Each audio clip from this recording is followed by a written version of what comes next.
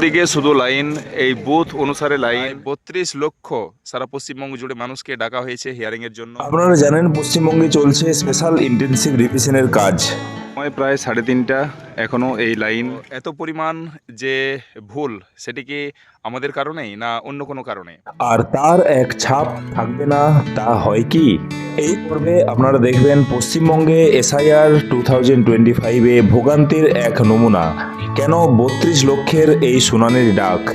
আর যারা আমার চ্যানেলে অভ্যস্ত তারা নিশ্চয়ই জেনে গেছেন পথের দেখা বিশেষ কৃষ্টির দৃশ্য, আর তা বিশেষত খুদেদের কারিগরিতে হলে তা কোনোভাবেই এই চোখ এড়াবে না।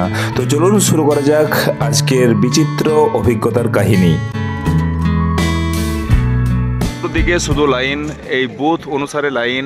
এইখানেও যেমন বেশ কয়েকটি বুথের এই ধরনের লাইন। সেই 2002-এ হয়েছে পশ্চিমবঙ্গে ভোটার তালিকার নিবিড় সংশোধন, অর্থাৎ স্পেশাল ইন্টেনসিভ রিভিশন এসআইআর। এমনিতে তো প্রতি বছরই ভোটার তালিকা সংশোধন করে থাকেন ইলেকশন কমিশন। সেখানে মৃত ভোটার বা অন্যত্র চলে গেছেন এমন ভোটারদের নাম বাদ ও নতুনদের সংযোজনের কাজ হয়ে যায়।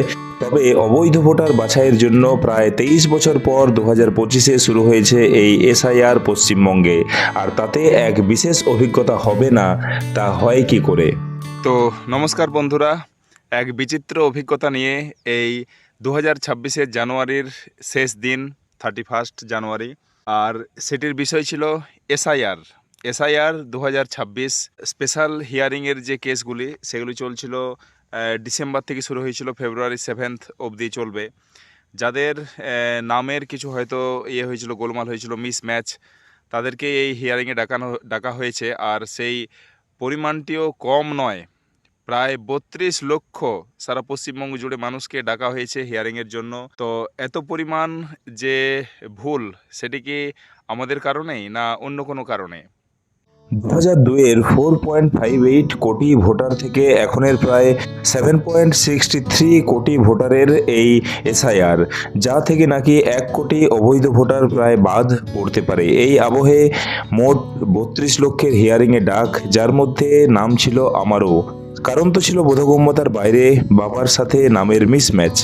উপস্থিত হয়ে যা বুঝলাম, তার দায় নিজেদের নয়, বর্তমানের আর্টিফিশিয়াল ইন্টেলিজেন্স এআই মশাইয়ের, যাকে দিয়ে নাকি বাছাই ও নথিভুক্তকরণের কাজটি সহজেই করানো গেছে, কিন্তু তিনি এখনও অতটা উপযুক্ত হয়ে ওঠেননি যিনি যুক্তাক্ষরকে ভালোভাবে ট্রান্সলেশন করতে পারেন। আর তার ফলস্বরূপ এই ভোগান্তি। এই পড়েছি, এই অংশটিতে যাব না তা কিন্তু হয় না। সবচেয়ে অ্যাট্রাকটিভ যে পোর্শনটি, এই যে গাছগুলি দেখছি, সিজি আম, খুব সুন্দর গাছ। গোড়ার অংশগুলি সবুজ আর ডগারগুলি লাল, এ অপূর্ব শোভা এই গাছটির। সেটি লাগানো হয়েছে দুপাশে। এই চত্বরটিও এখন ফাঁকা নেই বললেই চলে। এখানেও চলছে কিন্তু এসআইআরের কাজ, হিয়ারিংয়ের কাজ। প্রথমবার যখন দেখেছিলাম তখন আরেকটু যেন পরিষ্কার পরিচ্ছন্ন দেখেছিলাম, তো এবার একটু অগোছালো লাগলো জায়গাটি। আর এই পার্কের সেই বেস্ট জায়গাটি, এইখানে সেই লেবু গাছের যে অংশটি,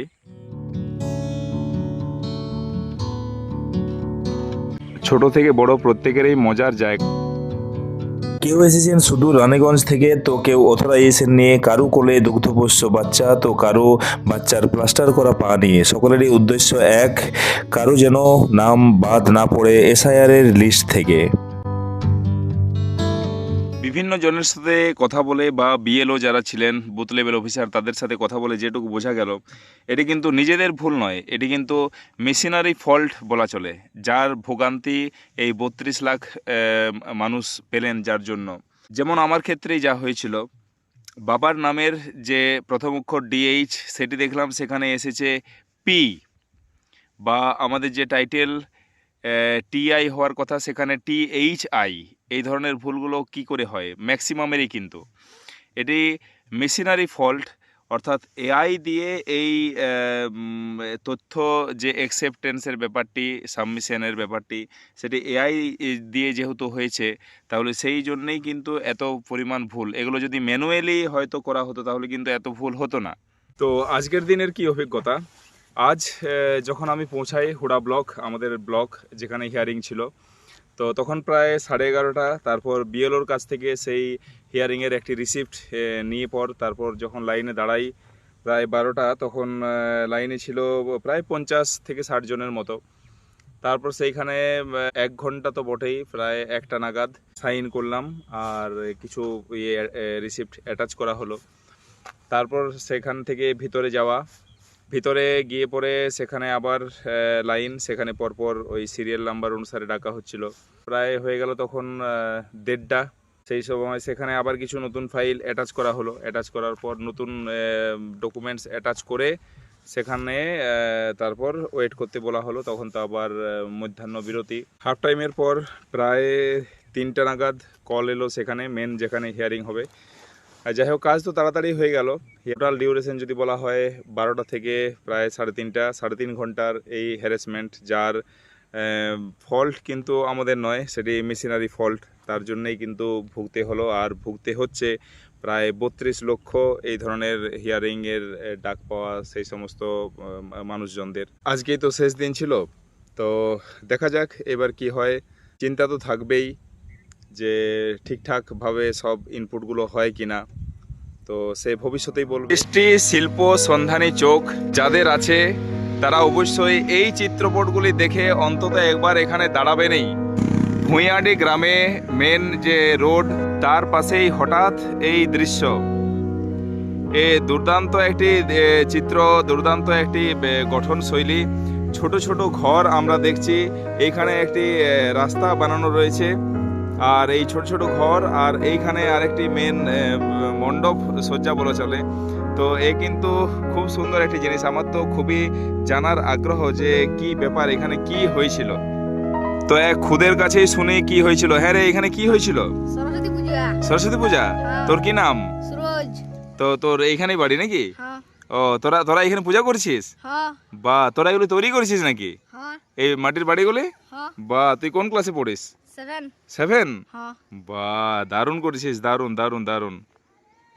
অবিশ্বাস্য এই ধরনের একটি ছোট্ট গ্রাম, ভূঁইয়াডি গ্রাম, আর তাতে এই বাচ্চাদের হাত রয়েছে এই থিমে। এটা অ্যাকচুয়ালি সরস্বতী পুজো মণ্ডপ। তো প্রথমে তো আমি তো বুঝতে পারিনি, তো এখন আমরা যে অবস্থায় দেখছি তাতেও কিন্তু দুর্দান্ত। তাহলে তখন কি ছিল? প্রতিটি বাড়িতে নিখুঁত চিত্র, খুব সুন্দর একদম চিত্র। এই ধামসা, মাদল, এইভাবে সব বানানো রয়েছে। হ্যাঁ রে, এই যে ছোট ছোট ঘর, এইগুলির ভিতরে কি ছিল? ছোট ছোট ঠাকুর ছিল, কার্টুন। হ্যাঁ, বা ওই মূর্তি বানানো ছিল। হ্যাঁ। আর সরস্বতীর প্রতিমা কোথায় ছিল? ওই তো। এই মেন মণ্ডপে। তো সেই মূর্তিগুলি কোথায় এখন? এখন ঘরে আছে। ঘরে রাখা আছে? হুম। তো এখন দেখা যাবে নাকি? হ্যাঁ। আচ্ছা, তো সবগুলি আছে না কিছু ভাসিয়ে দিয়েছিস? কিছু ভাসিয়ে দিয়েছি। আর কিছু আছে? কিছু আছে। বা চল তাহলে, চল তোদের ঘর যাবো, নিয়ে যাবি তো? হ্যাঁ, চলো।